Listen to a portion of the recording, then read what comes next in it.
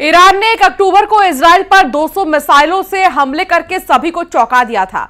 तब से दुनिया भर के वॉर एक्सपर्ट्स ये देखने को बेचैन हैं कि इजराइल ईरान से बदला कैसे लेता है। अब लगभग 9 दिन बाद इजराइल ने ऐसा दावा किया है जो ईरान के ताबूत में आखिरी कील साबित हो सकती है। ईरान पर इजराइल बहुत बड़ा हमला करने जा रहा है और उसकी तैयारी पूरी हो चुकी है।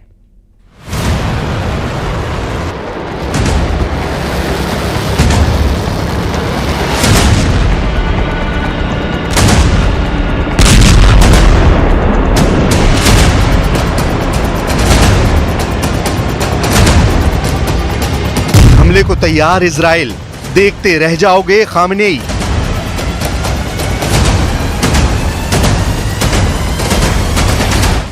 एक अक्टूबर 2024 को भले ही ईरान ने इजराइल पर 200 बैलिस्टिक मिसाइलें दागकर दुनिया को चौंका दिया हो, लेकिन अब ईरान के मिसाइल हमले के 9 दिन बाद खबर आ रही है कि इजराइल अब ईरान का हाल हिजबुल्लाह और हमास से भी बुरा करने जा रहा है।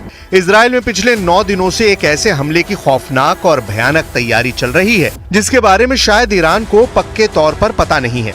इजराइल के प्रधानमंत्री नेतन्याहू ईरान पर हमला करने को लेकर अमेरिकी राष्ट्रपति बाइडेन से 50 मिनट तक बातचीत कर चुके हैं।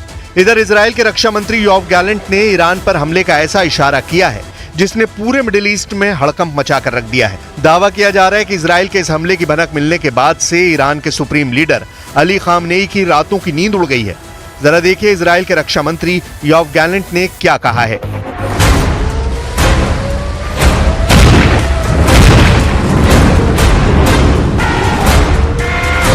ईरान को समझ नहीं आएगा क्या हुआ और कैसे हुआ।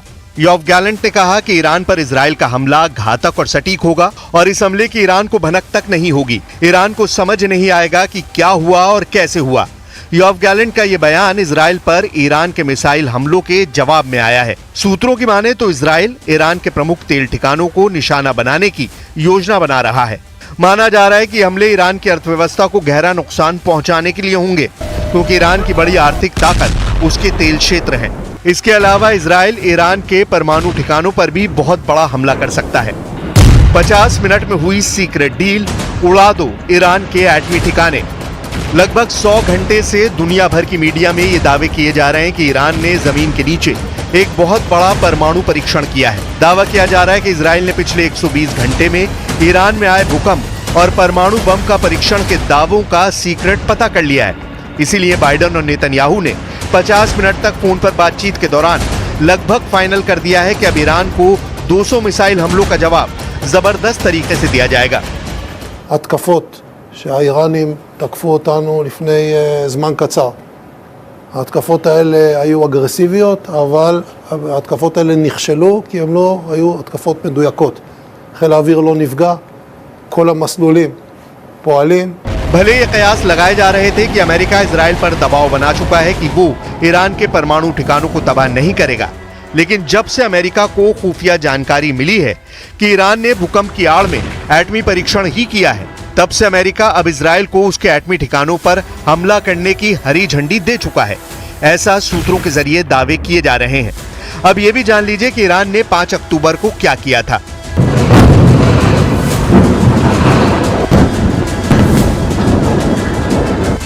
इजराइल के साथ बढ़ते संघर्ष के बीच 5 अक्टूबर को ईरान के सिमनान प्रांत में रिक्टर पैमाने पर 4.6 तीव्रता का भूकंप दर्ज किया गया।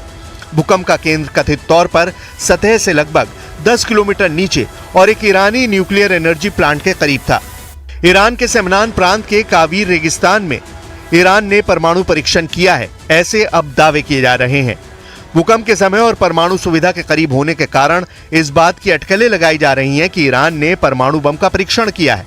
दावों के मुताबिक भूकंप का केंद्र सतह से लगभग 10 किलोमीटर नीचे और एक ईरानी न्यूक्लियर एनर्जी प्लांट के करीब था। भूकंप के दौरान जिस तरह की लहरें जमीन में उठती हैं, ये लहरें वैसी नहीं थी। ये लहरें वैसी थी जैसी न्यूक्लियर विस्फोट के बाद जमीन पर चलती हैं। इसीलिए दुनिया भर के रक्षा एक्सपर्ट्स और वैज्ञानिक ये दावा कर रहे हैं कि ईरान ने परमाणु परीक्षण किया है। ईरान ने इन दावों का खंडन नहीं किया है जिसमें दावा किया जा रहा है कि ईरान ने एटम बम का टेस्ट किया है। यूनिट 9900 का वॉर प्लान, ईरान पर अदृश्य हमला।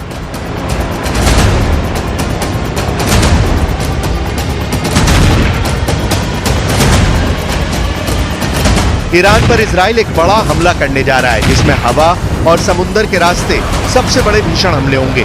1 अक्टूबर को जब ईरान ने बैलिस्टिक मिसाइलों से इजराइल पर हमला किया था, तो उस वक्त ईरान की हाइपरसोनिक मिसाइल फतेह 1 और फतेह 2 ने इजरायली सैन्य ठिकानों को काफी नुकसान पहुंचाया था। उस वक्त इजराइल का एयर डिफेंस सिस्टम आयरन डोम, एरो 2, एरो 3 और डेविड स्लिंग सभी ईरानी मिसाइलों को रोक नहीं पाए थे।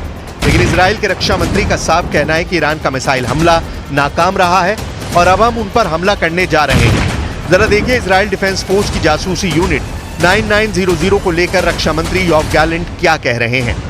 खबरों के मुताबिक इजराइल के रक्षा मंत्री योव गैलेंट ने आईडीएफ की खुफिया यूनिट 9900 के कमांडर्स से बातचीत की है। दावा किया गया है कि ईरान पर जबरदस्त हमले का प्लान आईडीएफ की खुफिया यूनिट 9900 ने बनाया है।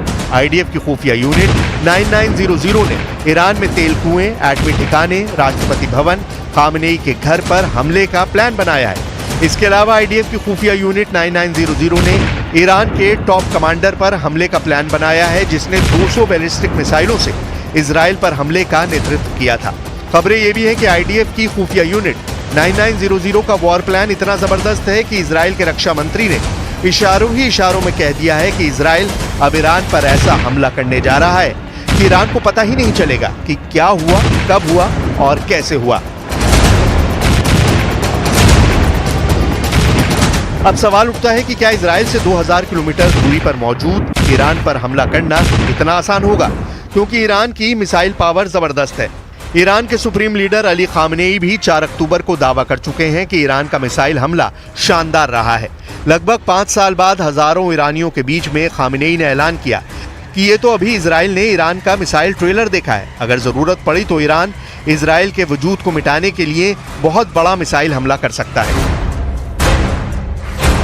گذشته همین ایام تقریبا انجام گرفت یک حرکت درست منطقی قانونی بین المللی بود و حق با فلسطینی ها بود. अब ऐसे हालात में सवाल उठता है कि क्या इजराइल ईरान पर भीषण हमला करने का जोखिम उठा सकता है। इजरायली मीडिया के मुताबिक अगर इजराइल हमला नहीं करेगा तो आने वाले 5 से 10 सालों में इजराइल का वजूद ही मिट जाएगा, और अगर इजराइल ईरान को तबाह कर देता है तो इजराइल अगले 10 सालों में पूरे मिडिल ईस्ट में सुपर पावर